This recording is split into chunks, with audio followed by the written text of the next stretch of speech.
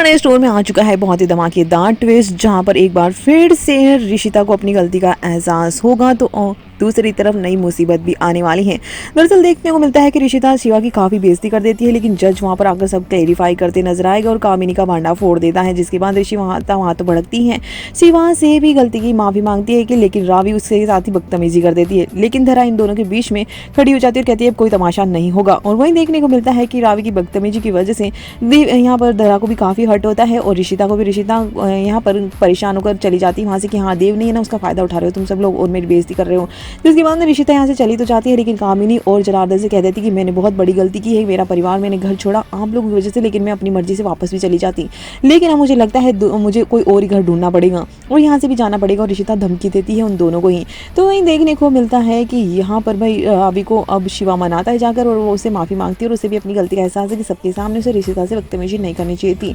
वही ऋषिता इसलिए गुस्सा है क्योंकि उसने रावी ने उससे बदतमीजी की। तो वहीं रावी पहले तो धरा से माफी मांगती है शिवा के कहने पर और वो कहती है कि हम लोगों को ऋषिता को पूरी तरह से अपनाना पड़ेगा, हम हमेशा जनार्दन और कामिनी की वजह से उस पर चिल्ला पड़ते हैं और ये नहीं करना चाहिए। जिसके बाद धरा के कहने पर रावी उसे मैसेज करती है क्योंकि वो कॉल उसका बिजी आ रहा होता है, देव और वो दोनों बात कर रहे थे कि वो जल्दी ही वापस आ जाएगा, लेकिन वो फिर उसको मैसेज करती है तो ऋषिता को फिर से गलतफहमी हो जाती है और वो सोचती है कि शायद उसने पहले तो सबके सामने